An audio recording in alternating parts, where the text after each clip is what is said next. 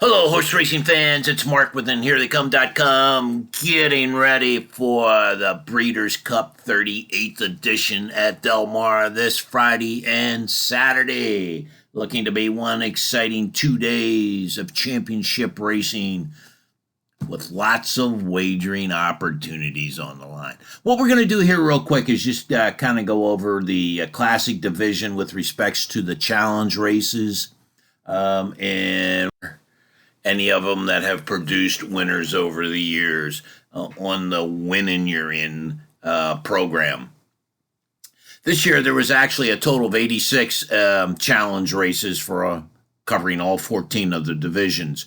Of course, the winner gets an automatic entry to the Breeders' Cup with all expenses paid. And if you're from Europe, that's a lot of money for shipping over that you don't have to worry about. In the Classic division, there was actually 9 Winning You're In races in the Challenge Series, which was the second most of any of the 14 divisions. Here are those races this year for the Winning You're In series. First, starting off in Japan.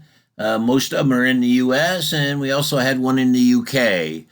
With the Juddmonte International Stakes. So these were the 9 Winning You're In. In the U.S., of course, the most popular ones you can see in the bottom there is the Awesome Again Stakes, the Jockey Club Gold Cup, the Pacific Classic, the Whitney, and the Haskell. How do challenge race winners do on Breeders' Cup Day in the Classic division? Well, we'll look at recent history. In the past 10 years, there have been 7 challenge race winners to also take down the $6 million Classic on Breeders' Cup Saturday. Here they are. Last year was Authentic, Accelerate in 2018, 2017 when the races were at Del Mar the first time. It was Gun Runner. 2015, Triple Crown winner American Pharoah. 2014, Bayern. 2013, Mucho Macho Man. And 2012, Fort Leonard. They are the 7 in the last 10 years that got an automatic entry into the Classic division and was able to win the race. Breeders' Cup Day. So that equates to 70, in the last 10 years, 70% of the Classic winners also won one of the challenge races, the Breeders' Cup challenge races, for an automatic entry to the division. Of the challenge races that have produced the most winners, it has been the Jockey Club Gold Cup Invitational. It is where most of Classic division winners have come from. Doesn't mean they won the Awesome Again, but it means they ran in the race. So we also, coming in second, was the Awesome Again, which is in California. The Awesome Again Stakes has produced 7 winners, one right behind the Jockey Club Gold Cup. Here are the 10-year average payoffs in the Classic division, with the win averaging 12.12. Interesting number. $2 exactas average 137. The $1 trifecta 682, and a $1 superfecta $5,440. The only time the Breeders' Cup was held at Del Mar, which was in 2017, that's when Gun Runner won. Paid $6.80 for the win.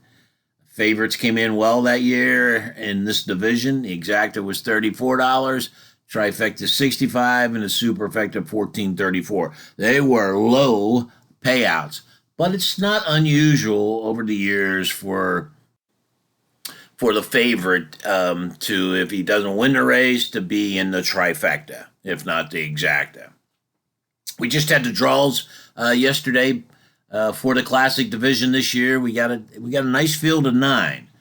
Now, what's unusual about this field of 9 is they all are early, are speed horses. They all want to be up front or near the lead, of a length or two off the lead.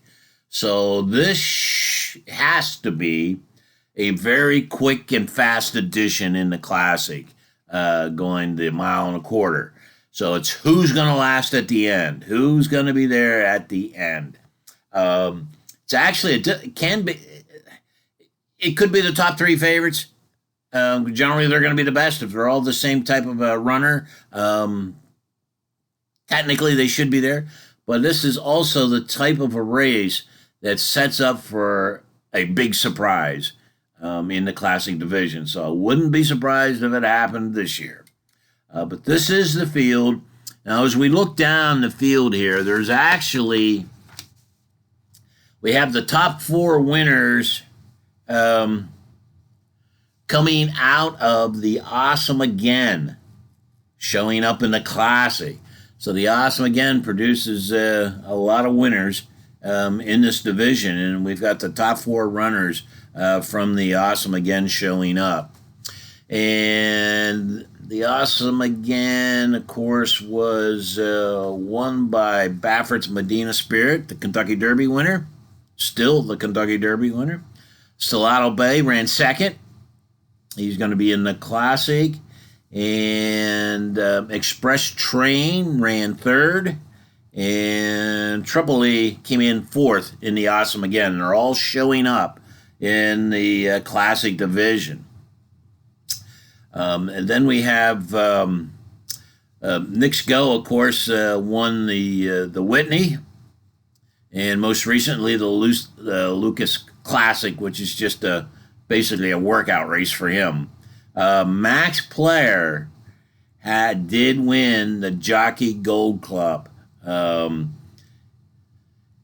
which has produced the most winners in the last 10 years, one more than the Awesome Again. And it looks like we only have one runner in the Classic this year coming out of the Jockey Club Gold Cup, and that is Max Player. So the top two prep races is being well represented here with 5 of the 9 horses in the field. Which one will it be? That's the big question. Breeders' Cup Route winning profiles that we produce year in and year out. This is actually our 21st year of doing it. We've generated profiles, a winning profile over the history of the Breeders' Cup, of the 38 years of the Breeders' Cup. So the 8 traditional races, there's 37 years of history. And then the 5 newer divisions are anywhere from 12 to 15 years of history, and then the most recent one only has 3 years of history, so we don't have a profile for that one. In the Classic division, it has become one of the more formful races in recent years. As a matter of fact, only 2 of the last 10 winners paid more than $15 for the win. Only 2 paid more than $15 for the win.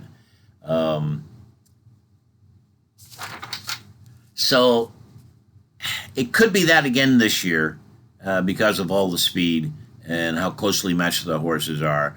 But I'm leaning towards a little bit of Max Player here, is maybe being able to set off of that fast pace and being able to close and get the win. But I haven't definitely decided that yet. We're still going through the handicapping of the division. Of course, the Breeders' Cup is it's the biggest year of the year, biggest weekend of the year for horse players for cashing in on big payoffs.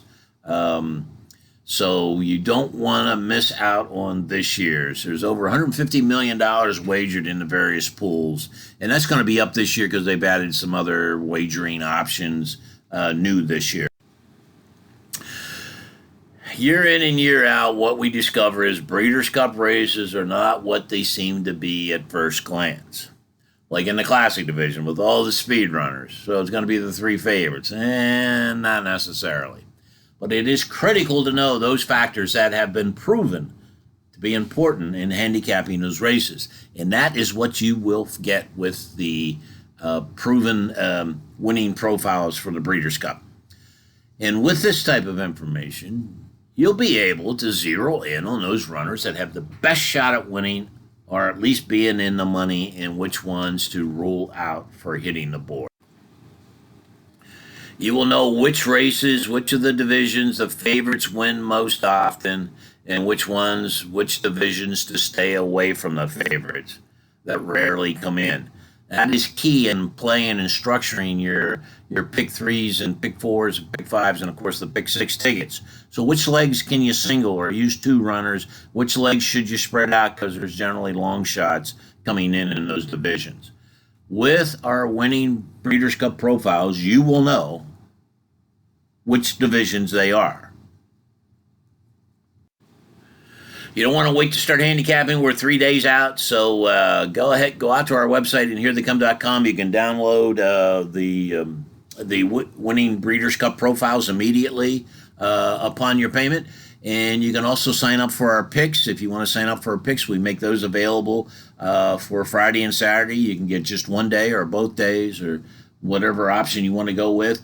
You can also take a look at the results of our picks over the years. We leave them up on our website out there, a history of them. Some are good years, some are really good years, some are not so great years. But full transparency here. We don't take down the bad ones, we leave them up. So you're going to see like 10 to 12 years of history of our picks out there. And the same thing with our Triple Crown races as well. But go out there and take a look around. It's going to be a great weekend of horse racing. Remember, it's West Coast time. So these races, the last race isn't going to be going off to like 8 o'clock East Coast time. So you're going to have all day to prepare and put your bets together, your bets together each of the days for us on the East Coast. So we can take our time in handicapping it. Get our winning Breeders' Cup profiles to assist you in that. Get them now on our website.